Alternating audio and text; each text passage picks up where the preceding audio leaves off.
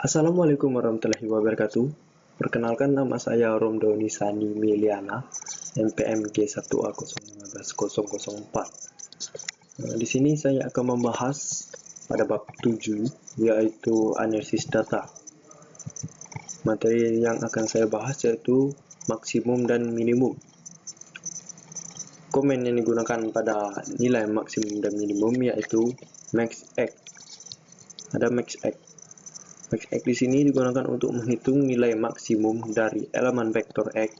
Jika X bernilai kompleks, maka dihitung max ABS X. Max A menghitung nilai maksimum dari setiap kolom di matriks A. Hasilnya berupa vektor 1 sampai n. Selanjutnya, max A menghitung nilai maksimum dari elemen matriks A.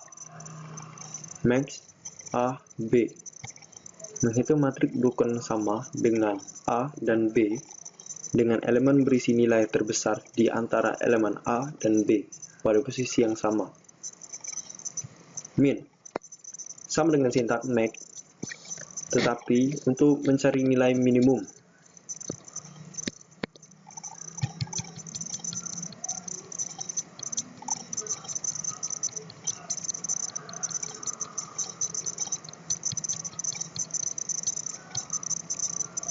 Oke, selanjutnya kita beralih pada contoh pada MATLAB. Di sini ada data, yaitu data tinggi badan, data IP mahasiswa. Pada data tinggi badan di sini sudah saya inisialisasikan pada MATLAB, yaitu X. Di sini saya inisialisasikan sebagai data tinggi badan. Sedangkan untuk A, saya inisialisasikan sebagai data IP mahasiswa.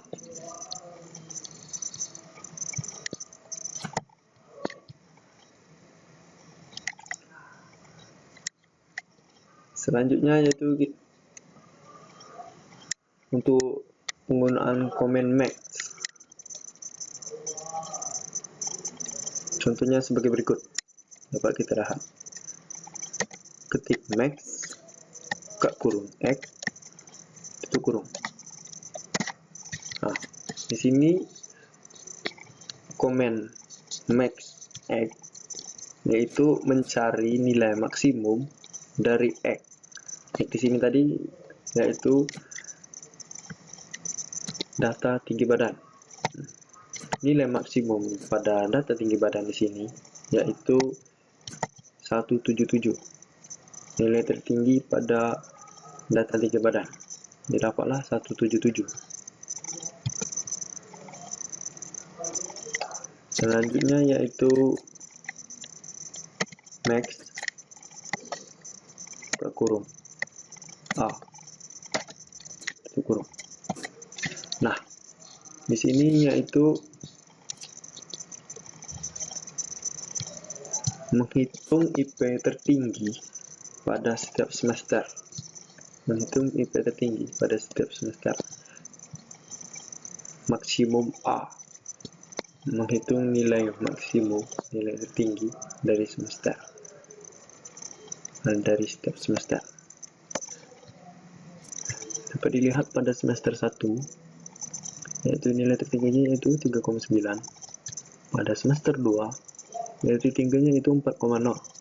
Pada semester 3 nilai tertingginya yaitu 3,8. Pada program dapat dilihat 3,9, 4,0, 3,8. Selanjutnya yaitu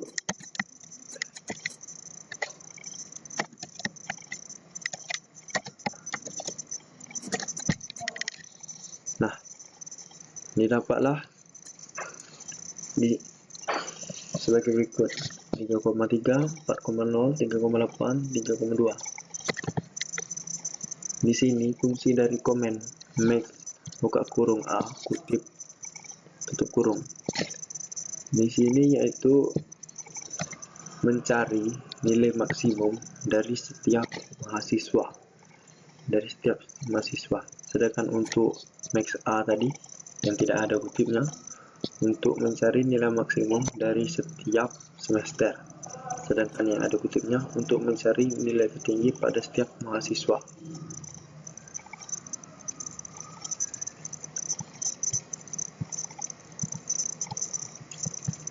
Dapat dilihat yaitu nilai tertinggi Agus 3,3. Dapatlah 3,3. Pada nilai Dedi yang tertingginya yaitu 4,0. Dapatlah 4,0. Begitu juga seterusnya. Selanjutnya yaitu masih dengan Max.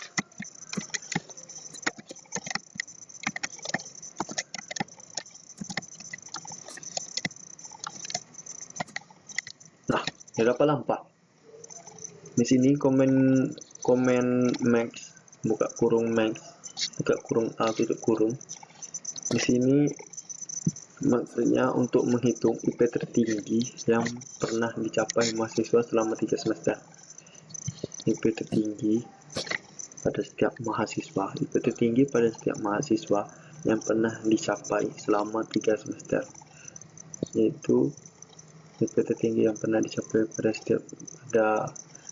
pada IP semester 1, 2, 3 yaitu 4,0. Dapat di sini 4. Selanjutnya penggunaan komen min sama seperti max, tapi min di sini untuk mencari nilai minimum. Contohnya sebagai berikut. Nah, dapat dilihat komen min buka kurung x tutup kurung. Nah, di sini mencari nilai minimum dari x. Nilai minimum dari x, nilai terkecil dari x. Dapat dilihat nilai terkecil dari x yaitu 160. Dapatlah hasilnya 160. Begitu juga selanjutnya min kurung A tab. Nah,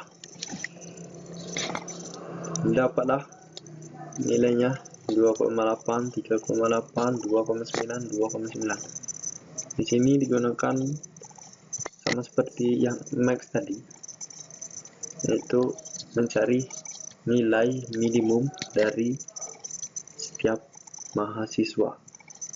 Yang tadi mencari nilai maksimum dari setiap mahasiswa, mencari nilai IP tertinggi pada setiap mahasiswa. Sedangkan untuk ini mencari IP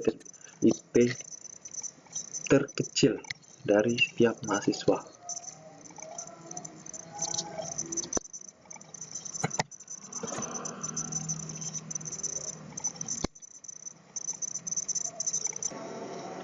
Baiklah, nama saya Ugi Rahmat Anugrah, NPM G1A015046.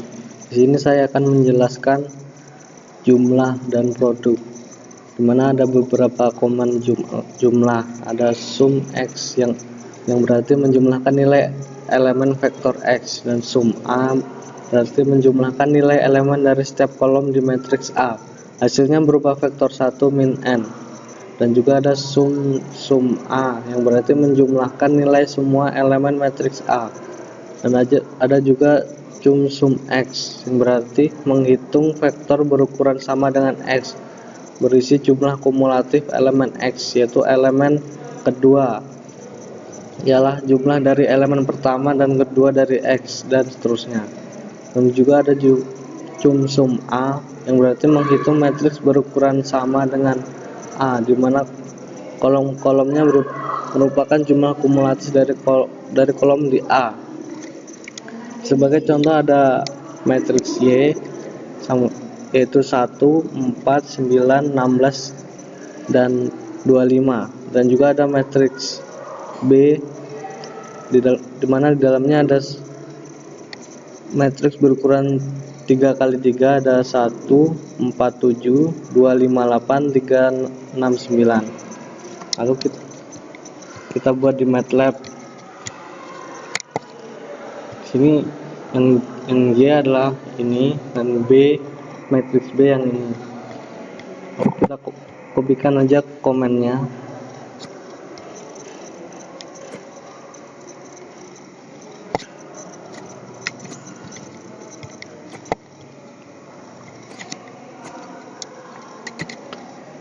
Lalu kita enterkan, maka hasilnya adalah 55.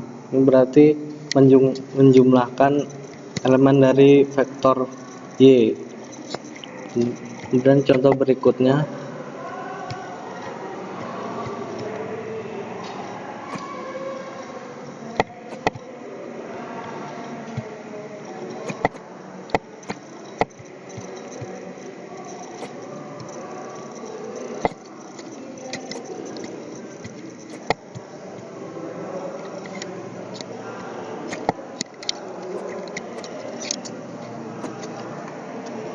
ini merupakan kumulasi dari vektor Y, di mana hasilnya adalah 1, 5, 14, 30, dan 55. Kemudian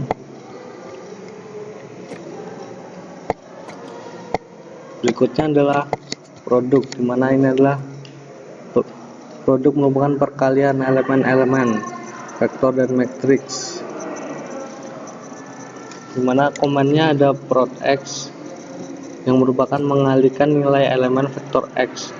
Prod A mengalihkan nilai elemen dari setiap kolom di matriks A, hasilnya berupa vektor 1 min n. Prod A berarti mengalihkan nilai semua elemen matriks A. Jumprod berarti menghitung vektor berukuran sama dengan X berisi produk kumulatif elemen X, yaitu elemen kedua ialah perkalian dari elemen pertama dan kedua dari X, dan seterusnya. Dan juga ada jumprod A, berarti menghitung matriks berukuran sama dengan A, di mana kolom-kolomnya merupakan produk kumulatif dari kolom di A. Lalu kita kopikan saja perintahnya, buka di Matlab, lalu pastikan, lalu enter. Maka hasilnya adalah hasil dari perkalian vektor Y adalah 14.400. Dan contoh kedua yaitu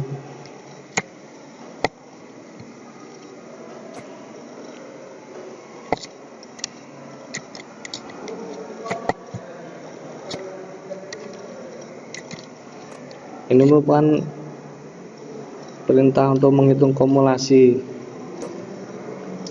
dan hasilnya adalah 1, 4, 3, 6, 576, dan 14.400. Ini merupakan kumulasi dari vektor Y. Sekian, itu adalah penjelasan dari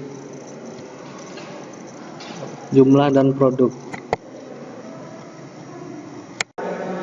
Baiklah, perkenalkan, nama saya Puput Purnamasari, NPMG 1A015036. Di sini saya akan menjelaskan analisis data tadi tentang statistika.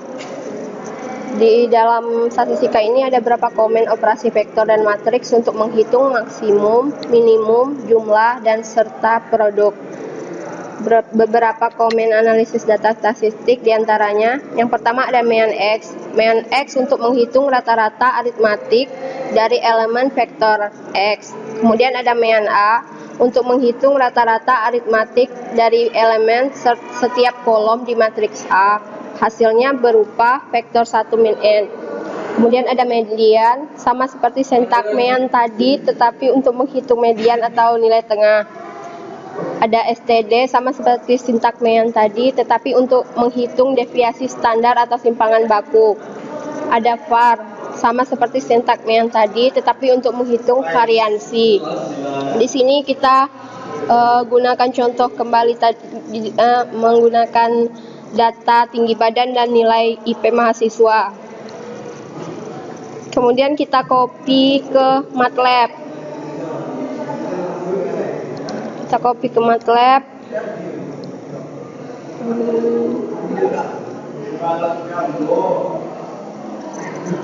Di sini kita ingin menghitung rataan IP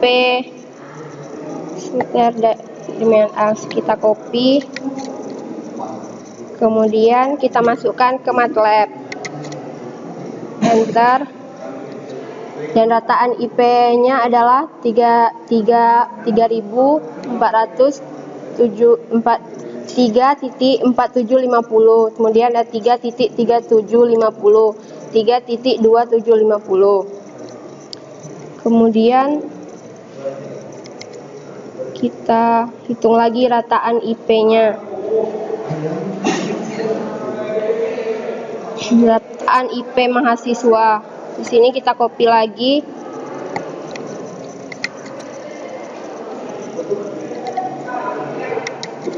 Matrix.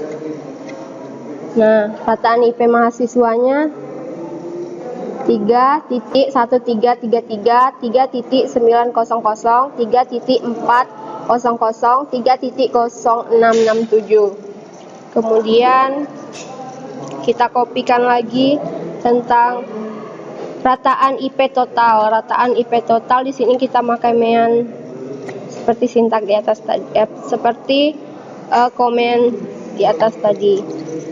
Kita copy, kemudian di MATLAB.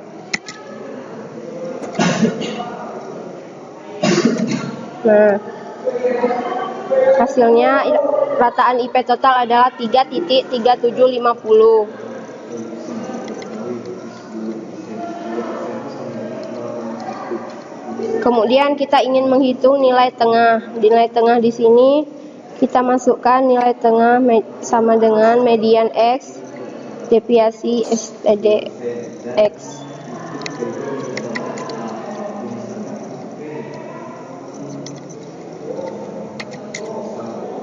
Bentar.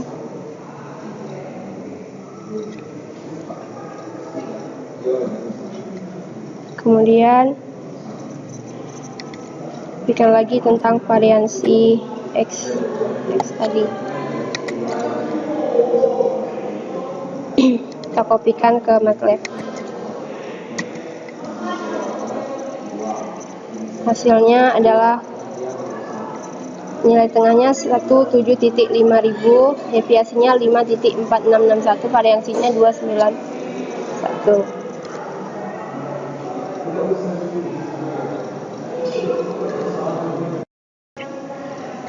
Oke, pertama perkenalkan, saya Andi Irfan Zakaria, NPM G1A015012. Di sini saya melanjutkan mengenai analisis data di bagian sortir data. Pertama kita cari tahu dulu apa saja komen-komen di MATLAB yang mengenai sortir data. Itu ada 3 buah. Yang pertama sort, itu untuk menghitung vektor dengan elemen X yang telah tersortir secara ascending atau dari kecil ke besar. Kemudian yang ada Y index sama dengan sort, itu menghitung vektor yang berisi sortiran di elemen X. Kemudian terdapat dijelaskan pula untuk indeks pada Y sama dengan X. Kemudian ada B index sama dengan sort A. Ini untuk menghitung matriks base yang berisi sortiran kolom-kolom di matriks A. Setiap kolom pada matriks indeks itu berisi indeks seperti halnya kasus vektor di atas. Oke, kita langsung saja praktikkan. Untuk sortir, yang pertama untuk vektornya, kita coba copy saja yang ini di MATLAB. Sebelumnya sudah ada kita buat untuk vektornya, untuk vektor X seperti berikut ini, dan untuk matriks A seperti ini. Kita ingin mengurutkan untuk yang vektor X. Kita coba langsung saja. Bisa dilihat hasilnya untuk sort X. Hasilnya telah terurut dari kecil ke besar, 160, 165 sampai dengan 177. Kemudian kita coba untuk yang kedua, yaitu untuk mengurutkan data sekalian untuk mengetahui posisi atau indeksnya. Kita copy saja untuk yang berikut ini. Nah, hasilnya seperti ini. Pertama, dia mengurutkan datanya seperti yang di atas ini, 160 sampai dengan 177. Itu urutan data dari kecil ke besar. Kemudian di bawahnya ada lagi indeks. Maksud dari indeks ini, untuk 160 ini Urutan pertamanya di indeks kelima, 165 di 4, 168 di indeks 9, dan seterusnya. Kita coba lagi. Kemudian untuk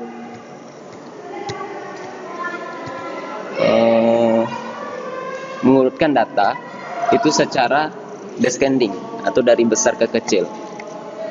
Kita gunakan fungsi flip-flare seperti pada pembelajaran sebelumnya, bahwasanya flip-flare itu untuk memutar secara 180 derajat. Nah, seperti kita lihat flip-flare dari sort X. Jadi untuk pengurutan X itu diputar 180 derajat. Sehingga urutannya dari besar ke kecil 177 sampai dengan 160. Itu untuk pengurutan vektor. Kemudian kita coba lagi untuk yang matriks. Sama fungsi seperti sebelumnya. Kita urutkan sort A atau untuk pengurutan di matriks A. Matriks A sudah ada kita buat sebelumnya di atas. Seperti berikut ini. Diurutkan dari 29. Ini pengurutannya secara per kolom. Jadi untuk kolom pertama diurutkannya 29, 33, 38, 39, dan untuk kolom-kolom berikutnya. Kemudian kita coba juga pengurutan secara descending untuk yang matriks A. Kita coba. Bisa dilihat. Sebelumnya kita tahu dulu apa itu fungsi flip-foot. Flip-foot itu untuk pemutaran hampir sama seperti flip-flare, hanya saja flip-flare itu pembalikan dari kanan ke kiri. Kalau untuk flip-foot itu dia dari atas ke bawah, sehingga pengurutannya bisa dari atas ke bawah, itu yang besarnya dari paling atas, sehingga pengurutannya jadi descending atau dari besar ke kecil. Kemudian kita coba untuk mengetahui posisi indeksnya. Kita copy saja.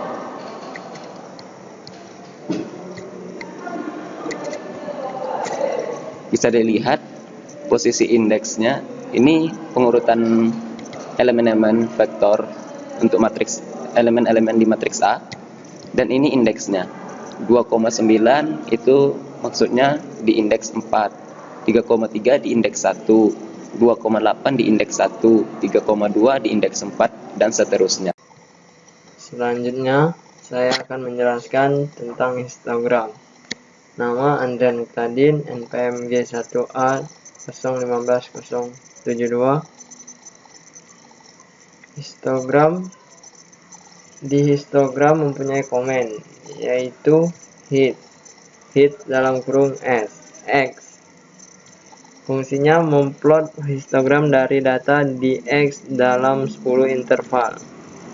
Kedua, hit dalam kurung X, N. Fungsinya memplot histogram dari data di X dalam N interval. Yang ketiga, hit dalam kurung X, Y. Memplot histogram dari data di X dengan interval yang dinyatakan oleh Y. Elemen vektor Y harus terurut secara ascending. Selanjutnya, bar dalam kurung X. Fungsinya memplot diagram batang dari data di X. Selanjutnya, bar dalam kurung ZX.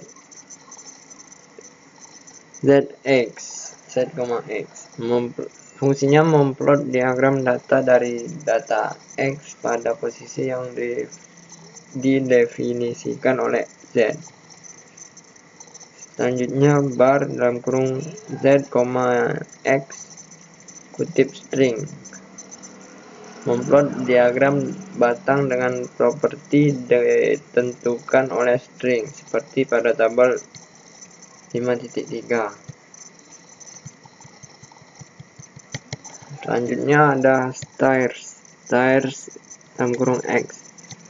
Fungsinya memplot diagram tangga. Selanjutnya, stair dalam kurung X, Z, X. Memplot diagram tangga dari data di X pada posisi yang didefinisikan oleh Z. Selanjutnya, stem dalam kurung Y, memplot data diskrit dari data di Y. Selanjutnya stream dalam kurung X, Y, memplot data diskrit dari data di Y pada posisi yang didefinisikan oleh X. Selanjutnya ada hit dalam kurung X.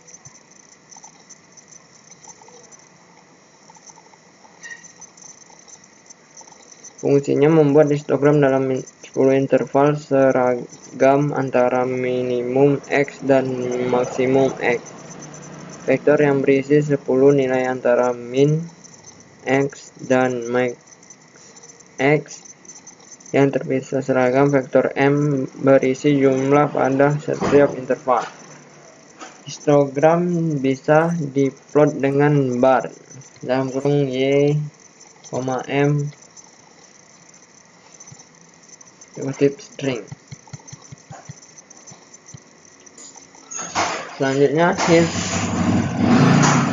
X, N membuat histogram dengan N interval seragam.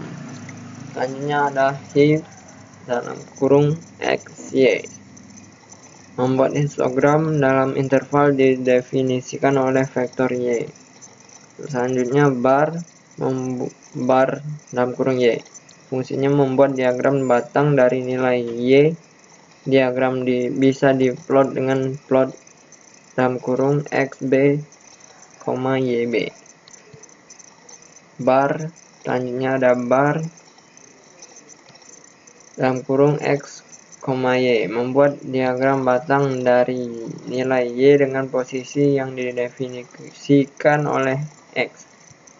Selanjutnya ada stairs Y, membuat diagram tangga dari nilai di Y. Dan yang terakhir stairs X, Y, membuat diagram tangga dari nilai Y dengan posisi yang didefinisikan oleh X. Histogram mempunyai contoh, yaitu ini contohnya dari histogram. Tekan enter dan muncul tabel histogram. Ada lagi contoh dari histogram.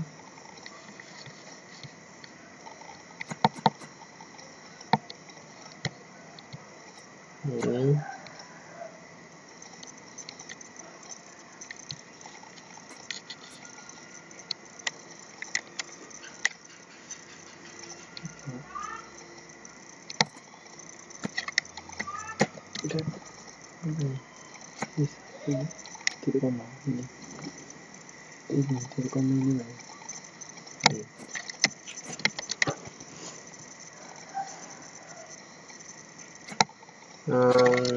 ini contoh histogram selanjutnya dan muncul tabel seperti ini.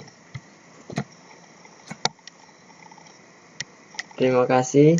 Sekian dari penjelasan dari saya. Terima kasih.